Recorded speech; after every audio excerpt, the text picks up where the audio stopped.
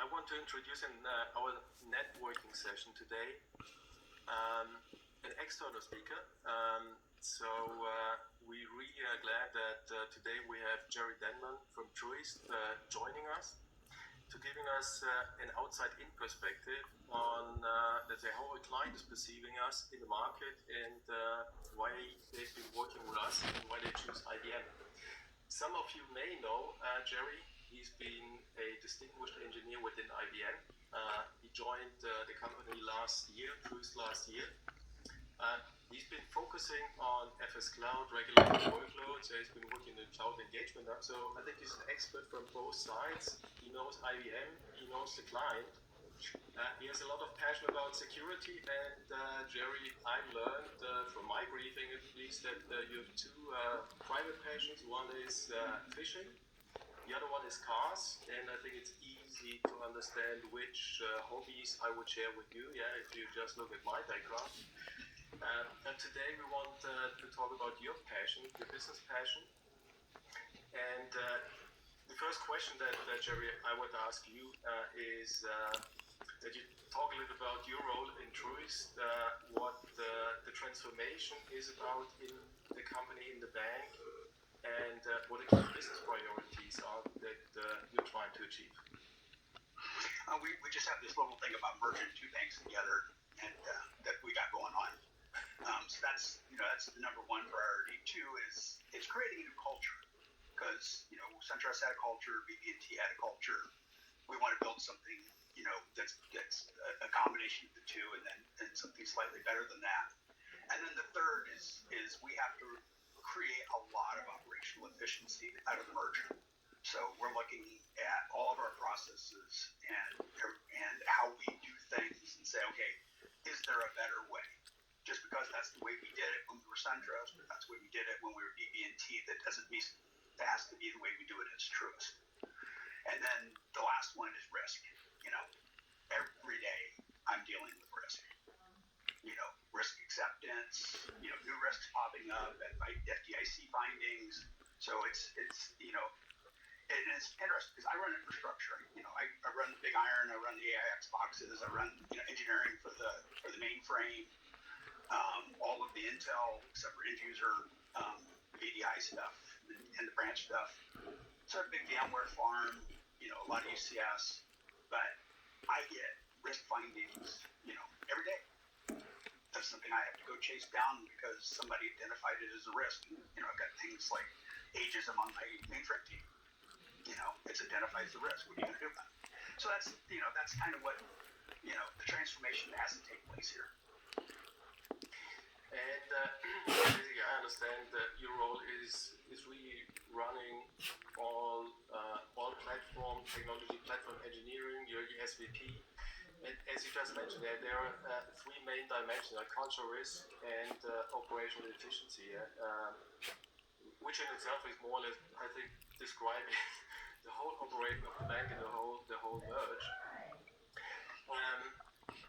Let's say when you took a decision, or when you decided to choose FS Cloud as one of your, let's say, frameworks, fundamental frameworks, what have been the main drivers for you, Jerry? And let's say, we will be honest, let's say, what also have been the things, topics, issues where you've been concerned, but then you still decided for IBM. And of course, I would like to understand from me and all the sellers and listeners, what was the trigger point why you then said, hey, IBM FS Cloud is the right choice? It's time. We have a merger to do, and I don't have time to engineer a solution in the cloud that's up to our standards. So, if I go to one of the other clouds and I say I need a VMware, they're like, okay, here's a bunch of kit. Good luck. I hope you can put it together right and not be the next Cap One. So I needed an engineered solution. I needed a reference architecture. I needed everything pre-integrated. I needed everything pre-tested. I needed it turnkey. And that's really what drove me to the FS Cloud. And we're going to be looking at the same thing because I also own OpenShift. And so we're taking our first workload live in March.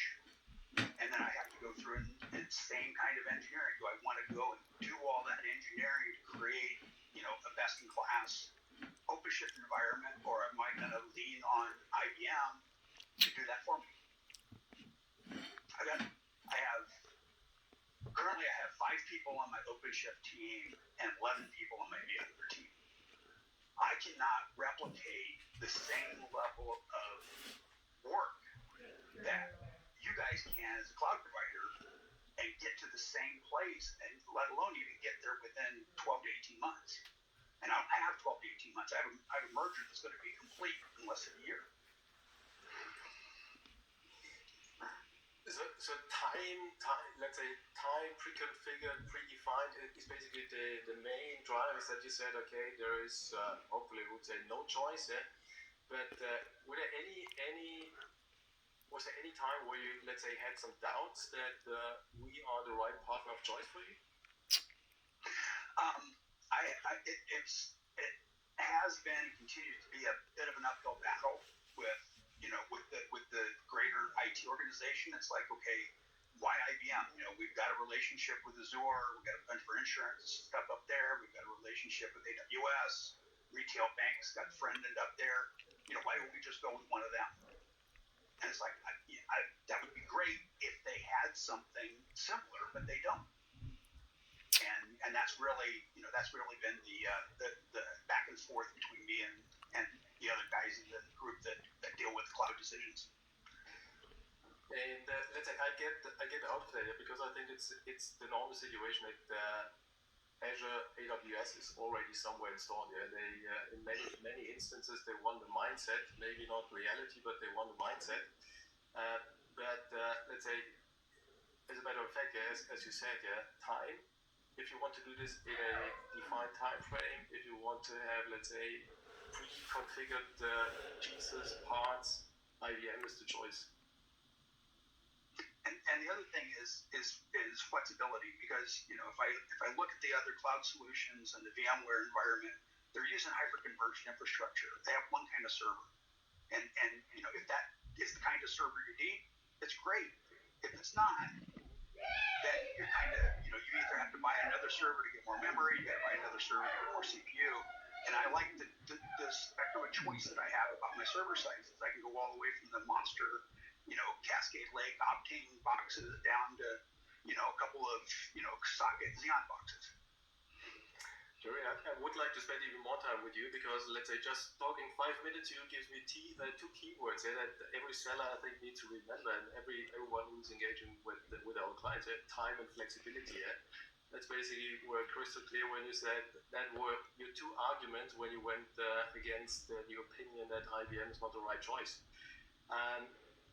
What would be, let's say, a last advice that you would give, let's say, the IBM cloud sellers, the IBM cloud team, when they are talking to clients, when they're engaging with clients? Again, the way I look at it, it's not selling a bunch of kit. It's selling a solution. It's pre-integrated. I want to get out of the business of deploying VMware. I want to get out of the business of trying to integrate NSXT and HITRUST and Cavionics and Zerto and all that stuff. I don't want to do that. I've got stuff I need to do for the lines of business. I got to figure out how to make our payment system faster. I got to figure out how to make our mainframe more highly available. So that's commodity stuff. And just in any business process, if it's commodity stuff and it doesn't make my business more competitive, then I want to get out of that business. And the other cloud providers really don't give me that same level of integration that I can get out of that business. Matter of fact, I have to get into the business of understanding how their cloud works. The FS Cloud solution, I spin it up and it just looks like an extension of my existing VMware environment. I don't have to reskill anybody on it to figure out the security policies. Jerry, even better, you're giving me my 3rd word, yeah? Time, flexibility, and make you competitive. So I had to build 800 servers in the last 6 weeks of the year because of the line of business that came to me and said we need some more integration environments for the merger. That took me an all hands on deck 6 weeks to get done. could have done that in days if I had already been on board the FS Cloud solution.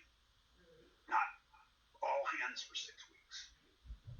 So that's why it's compelling to me.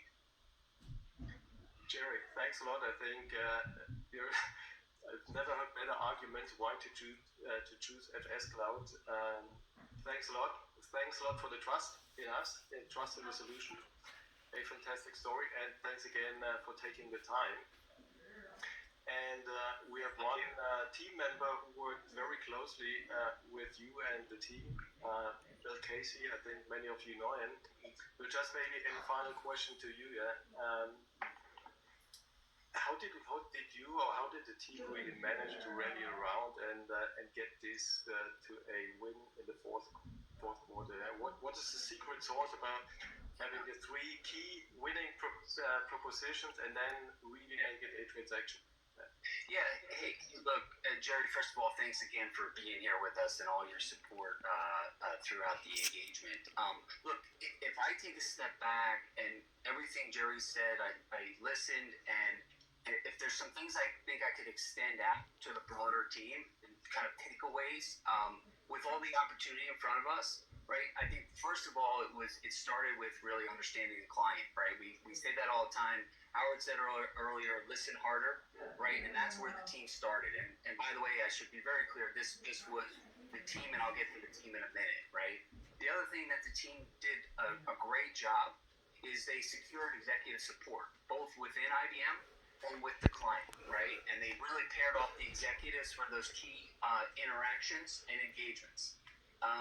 One other point I would want to make here, right, is those of us who've been in IBM for a while, at times it can be challenging finding the right resources. This team was relentless in finding the right technical resource. And there was a key meeting going back to last summer where the CTO sponsored a meeting, brought the CISO in. We really needed some deep security expertise in that engagement, in that meeting. And the team was relentless in pursuit. Cloud Engagement Hub, extended members of Janice's team and others supported us in that meeting, and that was a critical meeting. One other point I want to make here, right, is something that really rang true with me in every engagement with the client and internally was Brady Ryder, who's the cloud exec, supporting the deal. He had confidence in every single interaction he had, again, both internally and with the client. And it's really, really important, and I view that as a differentiator from many of the other engagements that I see. And then one last point, Ivo, if I might, is it comes back to the One IBM, and we talk about that a lot. But Eric Lorch did a phenomenal job. He's the client exec on the account, and he did a phenomenal job of ensuring that with all of the quarter-end pressures on revenue, that FS Cloud was not lost as we closed the year.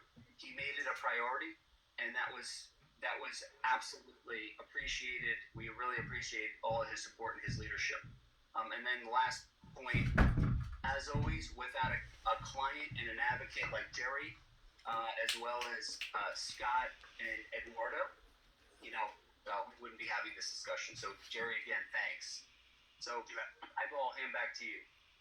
Jerry, thank you. It's Howard here. Really appreciate what you said, and it kind of rekindle so many memories of what it is to kind of sit within your seat, particularly the risk element as well, which really isn't understood unless you actually work in the industry that you're in, coupled with the fact that you're merging these two very, very big companies. So very appreciative for your support, and also grateful for the time that you've given us today. Yeah, we found out that the regulators are a lot more interested in the bank of our size than they were in the two smaller regional banks that we used to be. So we've been really having to step our game up quite a bit. Size comes with a price. Jerry, thanks a lot.